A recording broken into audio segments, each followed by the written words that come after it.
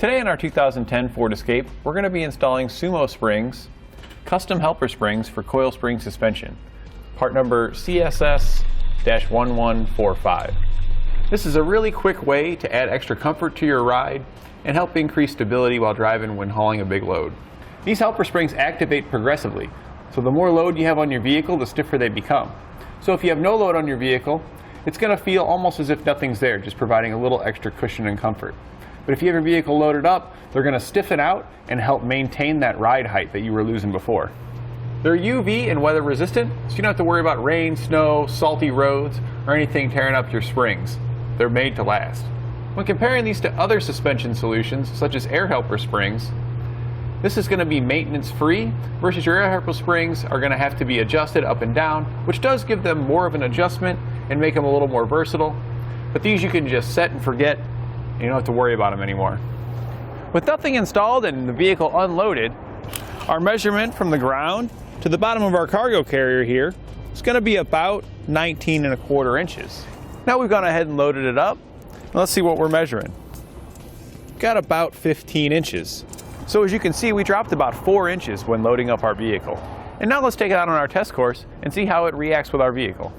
So as you can see here, without any helper springs installed, as we go over the bumps on our test course, you can feel it bounce and see the springs expand, contract multiple times. And as we go into our slalom, we can feel the vehicle sway as the weight shifts from side to side. Now we've got our vehicle loaded up again, but this time we've got our helper springs installed. So let's take a look at what our ride height is now.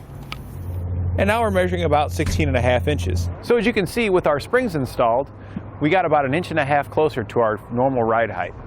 Now let's take it out on our test course and see how it does. And here we are on our test course again with our springs installed.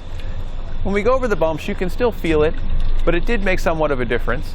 It brings it back level sooner. The springs don't expand and contract as often. And then when we go into our slalom, it does help that body roll a little bit, keeping that weight more centered in the vehicle. We're here underneath the rear end of the vehicle. We're on our passenger side at our coil spring here. Now we have a lift to make it easier for viewing purposes, but when you do this, you're going to want to lift your vehicle and support it by its body and not by the axle. So I would suggest putting it on the frame or any other lifting point per your owner's instructions. That way our suspension can sag down and we can install our spring. Before you put the spring in, make sure you wipe off any dirt and debris on your coil spring here, and that'll make the coil slide on much easier. To make the installation even easier, use some soapy water or some silicone lubricant and spray it on your coil spring. Now we can begin to install our helper spring. Before you put it on, take note which side is which, because the groove on one side is going to be shallower, which is this side here, than the other side. The side here is much deeper. The deeper side will be down.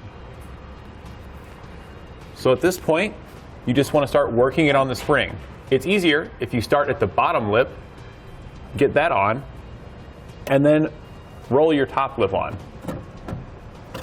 Once you get the lip started, just work it around and roll it up into place.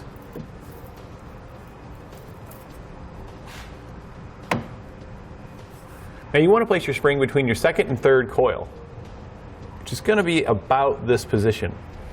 Now take the zip ties provided in the kit, slide it through the holes, bring it up over the top coil spring, and zip tie it down.